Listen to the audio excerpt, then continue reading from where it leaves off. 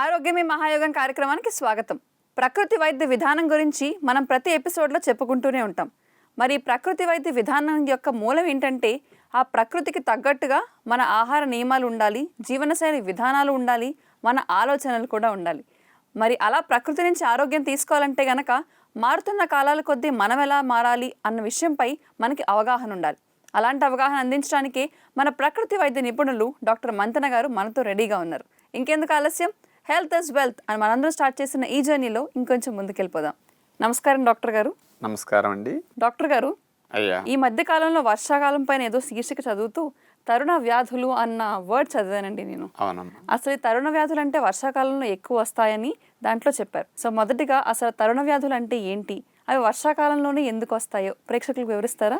ఎండాకాలం పూర్తయి తొలకరి వర్షాలు స్టార్ట్ అయిన వెంటనే వర్షపు తుప్పర్లకి మట్టిలో ఉన్న, మొక్కల మీద ఉన్న, ప్రకృతిలో ఉన్న కాస్త కదలకుండా పేరుకున్న బ్యాక్టీరియా, వైరస్, ఫంగస్ క్రిములు వర్షం యొక్క తుప్పర్లకి, తొలకరి వర్షాల్లో వేసే ఈదుర గాలులకి ఇవన్నీ లేచి గాలిలోకి వస్తాయి. ఓకే. తాగే నీళ్ల ద్వారా లోపలికి వెళ్తాయి, కొంతమంది పీల్చే గాలి ద్వారా లోపలికి వెళ్ళిపోతాయి. పైగా వర్షాకాలంలో ఎండలు సరిగా ఉండవు కాబట్టి సూర్యుడు లేనప్పుడు క్రిములు విజృంభిస్తాయి. ఇంకా వీటితో పాటు దోమలు, పురుగులు ఇట్లాంటివన్నీ ఎక్కువ పుట్టడం స్టార్ట్ అవుతాయి. ఓకే. ముఖ్యంగా ఇవన్నీ రక్షణ వ్యవస్థ మనకు లోపించిన వారికి లోపలికి వెళ్ళినప్పుడు ఇన్ఫెక్షన్ గురి చేస్తూ ఉంటాయి. ఓకే. ఈ సీజన్లో వర్షాలు ప్రారంభమైన దగ్గర నుంచి వచ్చే చిన్న చిన్న రక్షణ వ్యవస్థ లోపం కారణంగా వచ్చే సమస్యల్ని తరుణ వ్యాధులు అంటారు.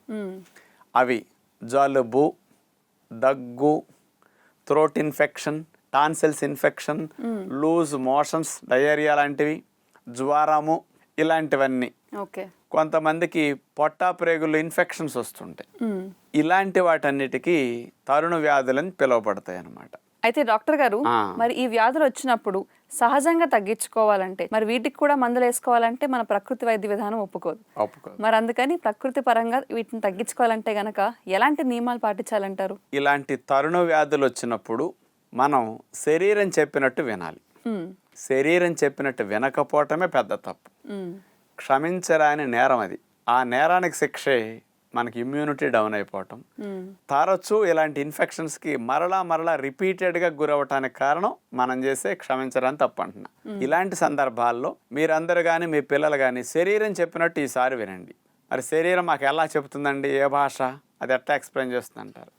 దానికి ఎంత చక్కటి గుణం ఉందంటే, రేపు ఎప్పుడన్నా మీకు జలుబు రాబోయే ముందు, థ్రోట్ ఇన్ఫెక్షన్ రాబోయే ముందు, జ్వరం రాబోయే ముందు, ఈ రోజు నుంచే కొంచెం నోట్లో రుచి లేకపోవటం, నోరు తీపిగా లేకుండా కొంచెం చేదుగా ఉండటం, ఈ రోజు తిండి మానేస్తే బాగుండు అనిపిస్తున్నదని లక్షణం మీకు మనసులో కలగటం, తిన్నా రుచి తెలియకపోవటం, ఒళ్ళంతా నలతగా, నొప్పులుగా, పులపరంగా కొంచెం లక్షణాలతో ఉండటం, గొంతులో కూడా కిచకిచ అనేటువంటి లక్షణాలు, ముక్కులో కూడా చెమ్మ కొంచెం ఊరి 1-2 తుమ్ములు రావటం. అంటే ఈ తరుణ వ్యాధుల్లో ఏదైనా కానీ ఇట్లాంటి ఏ సమస్య వచ్చినా ఇలాంటి సిమ్టమ్స్ బాడీ పెడుతుంది.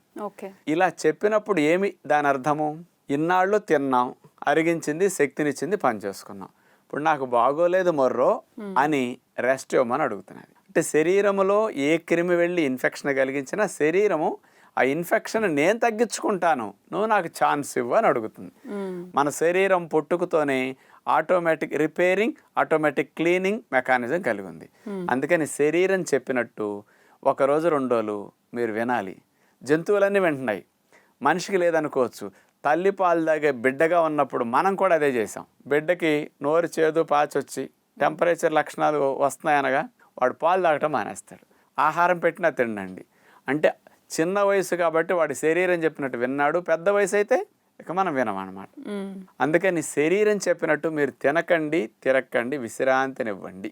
ఆ తినకుండా తిరగకుండా విశ్రాంతినిస్తే దానినే లంకణం అంటారు.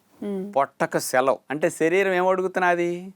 నువ్వు తిన్నావా, నేను అరిగించుకోవటానికి ఎనర్జీని అంతటిని ఖర్చు పెట్టాలి, రోజు చేసే పనులకే సరిపోతుంది నా టైం అంతా.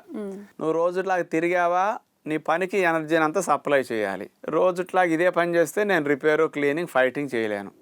కాబట్టి తినొద్దు, తిరగొద్దు అని 2 లక్షణాలు పెట్టి శరీరం హెచ్చరిస్తుంది అనమాట.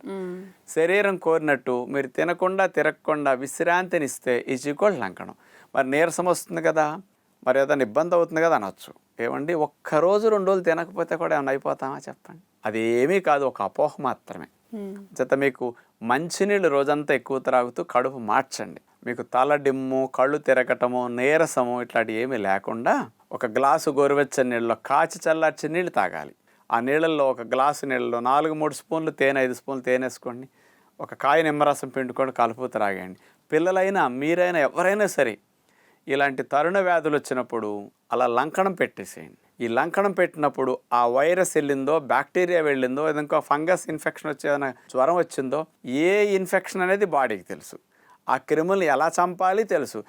ఆ క్రిములకి విరుగుడుగా యాంటీబాడీస్ ఎలా ఉత్పత్తి అవ్వాలి బాడీకి తెలుసు.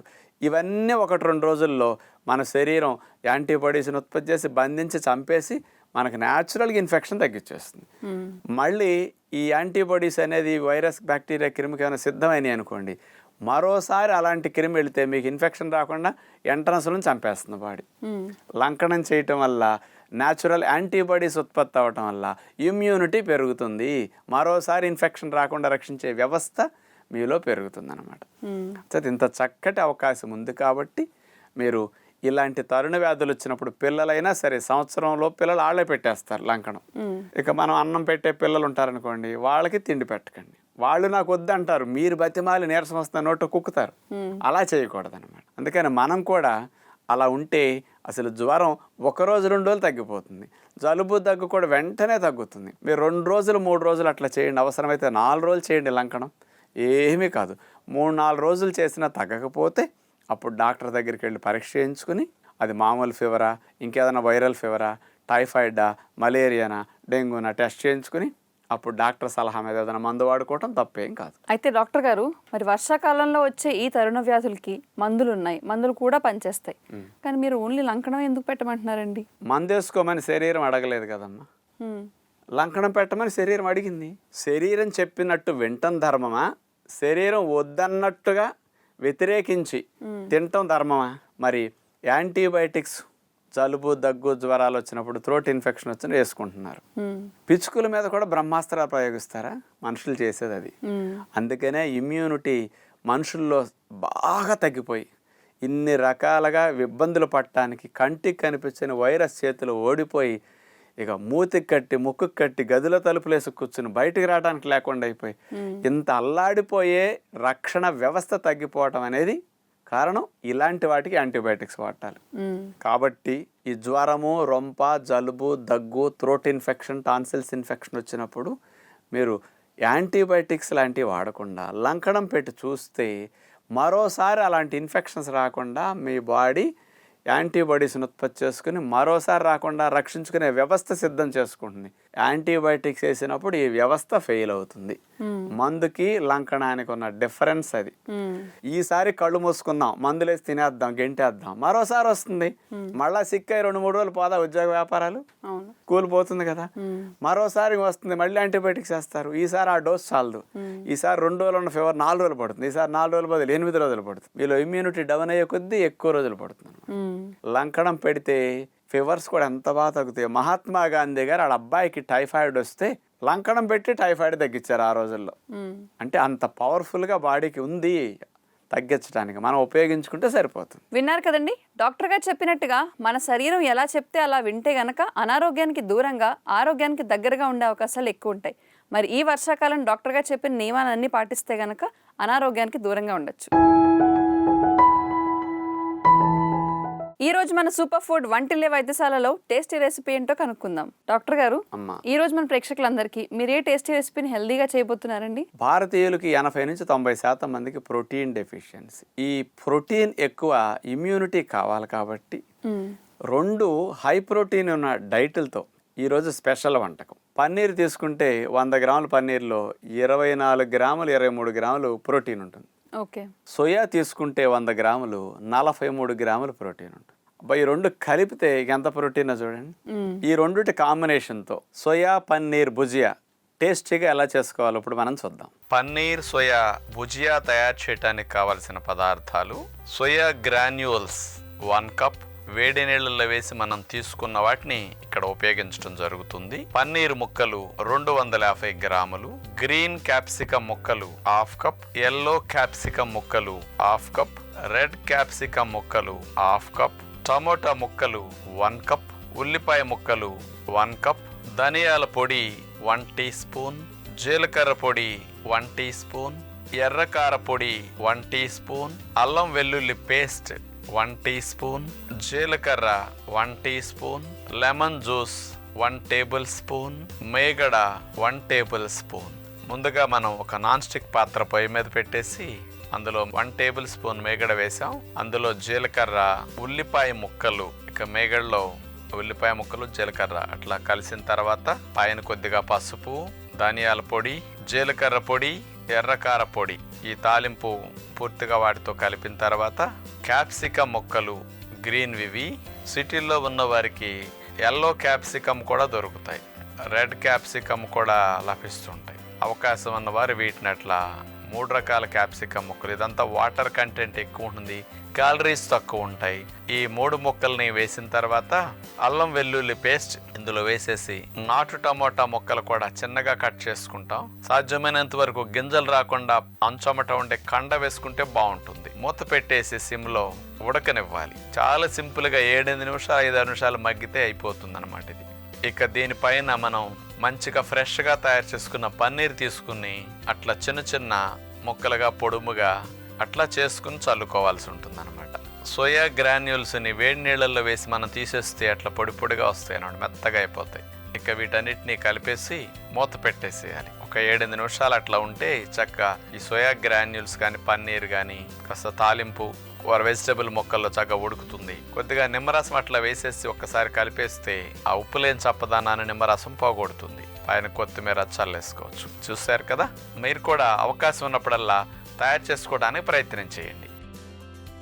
ఇలాంటి స్పెషల్ ఐటమ్స్ అండి గర్భిణీలకు, బాలింతలకి, ఆటలాడేవారికి, బాడీ బిల్డింగ్, జిమ్ ఎక్సర్సైజ్ చేసేవారికి, 6 ప్యాక్ ట్రై చేసేవారికి, మరి ఇట్లాంటి వాళ్ళకి చూస్తే 1 కేజీ బరువుకి 2-2.5 గ్రాముల చొప్పున ప్రోటీన్ కావాలి.